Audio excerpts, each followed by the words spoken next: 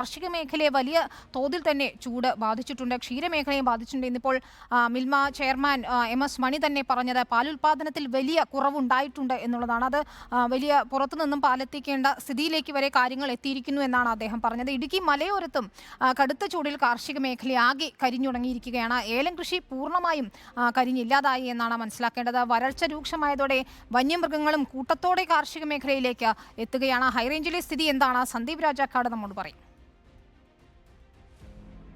അതിരൂക്ഷമായ വരൾച്ചയാണ് ഇടുക്കി ജില്ലയുടെ മലയോര മേഖലയിൽ ഈ തവണ ഉണ്ടായിരിക്കുന്നത് എന്നുള്ളതാണ്. ഇന്ന് പോലും ഏതാണ്ട് 34 ഡിഗ്രിക്ക് മുകളിൽ ചൂട് അനുഭവപ്പെടുന്ന ഒരു സാഹചര്യം നിലനിൽക്കുന്നുണ്ട്.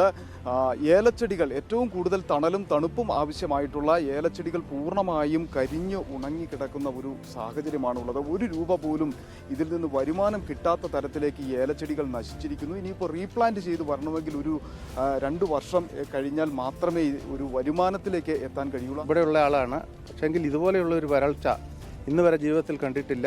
30 വർഷത്തോളം ആർമിയിൽ സർവീസ് ചെയ്തിട്ട് ഇവിടെ വന്നതിന് ശേഷം ഇവിടെ വന്ന് ഞാൻ ചെടിയുടെ കൃഷിയിലേക്ക് തിരിഞ്ഞു. കാരണം എന്നാന്ന് ചോദിച്ചു കഴിഞ്ഞാൽ മറ്റുള്ള കോലാഹലങ്ങളിൽ നിന്നൊക്കെ മാറി മനസമാധാനത്തോടെ മാതാപിതാക്കളുടെ ഒക്കെ കൂട്ടത്തിൽ ജീവിക്കാൻ വേണ്ടിയിട്ട് ഞാനിവിടെ കൃഷിയിലേക്ക് തിരിഞ്ഞതാണ്. പക്ഷേ ഈ 10-13 വർഷത്തിനിടയ്ക്ക് ആദ്യമായിട്ട് കാണുന്ന ഇത്രയും ഭീകരമായിട്ടുള്ളൊരു പ്രവണത, അതായത് 100 ചെടിയിൽ നിന്ന് പോലും 1 കിലോ കാ കിട്ടുകയില്ലാത്ത ഒരവസ്ഥയിലേക്ക് മാറി. കാരണം ചെടി 100% പരാജയത്തിലേക്ക് വന്നു തീർന്നു പോയിരിക്കുകയാണ്. പ്രൈവറ്റ് ഫിനാൻഷ്യൽ സ്ഥാപനങ്ങളിൽ നിന്നും അതുപോലെ തന്നെ സർക്കാരിൻ്റെ ബാങ്കിൽ നിന്നുമൊക്കെ ഭീമമായ ലോൺ എടുത്ത് ഒരു ചെടിക്ക് 2800 രൂപയ്ക്ക് മേളിൽ ചെലവ് ചെയ്ത് ഈ ഭൂമി റെഡിയാക്കിയെടുത്ത് അവൻ്റെ ഈ കൃഷി നശിച്ചു കഴിയുമ്പോൾ അവൻ ആരെങ്കിലും ഔട്ട്സൈഡിൽ നിന്ന് ഹെൽപ്പ് ഇല്ലെങ്കിൽ എന്ത് ചെയ്യും?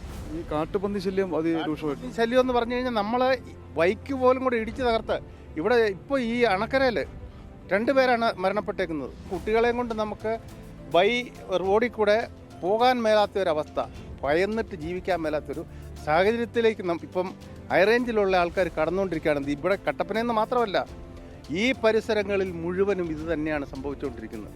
അതുകൊണ്ട് പകുതിയിൽ കൂടുതൽ ആൾക്കാർ ഈ കൃഷിയിൽ നിന്ന് തിരിഞ്ഞുകൊണ്ടിരിക്കുകയാണ്. കാരണം ഇത് ഈ രീതിയിൽ നഷ്ടപ്പെട്ടുകൊണ്ടിരിക്കുന്നു.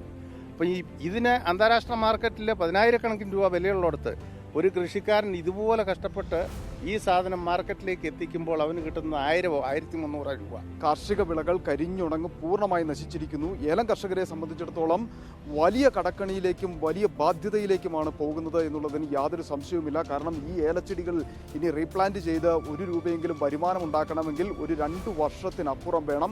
കടബാധ്യത ഇരട്ടിക്കും. ഇപ്പോൾ എടുത്തിരിക്കുന്ന കടബാധ്യത എങ്ങനെ വീട്ടുമെന്ന ആശങ്ക നിലനിൽക്കുമ്പോഴാണ് ഈ വരൾച്ചയുടെ വലിയ പ്രതിസന്ധി ഉണ്ടാകുന്നത്. ഒപ്പം തന്നെയാണ് അതിരൂക്ഷമായ വന്യമൃഗശല്യം ഈ മേഖലയിലേക്ക് ഉണ്ടാകുന്നത്. കടുത്ത ജലക്ഷാമവും വരൾച്ചയും രൂക്ഷമാകുന്നതോടെ വലിയ സാമ്പത്തിക ബാധ്യതയിലേക്ക് കർഷകർ കൂപ്പുകുത്തിയിരിക്കുന്നു. സർക്കാരിൻ്റെ അടിയന്തര സഹായം, ഒരു വരൾച്ച ദുരന്തമായി പ്രഖ്യാപിച്ച അടിയന്തര സഹായത്തിലേക്ക് എത്തിയില്ല എങ്കിൽ കാർഷിക മേഖല, കർഷകർ ആകെ വലിയ പ്രതിസന്ധിയിലേക്ക് നീങ്ങുമെന്നതിന് യാതൊരു സംശയവുമില്ല. വീഡിയോ ജേർണലിസ്റ്റ് ജിതിൻ ജോസഫിനൊപ്പം reporter Sandeep Rajakkad, in reporter, Idukki.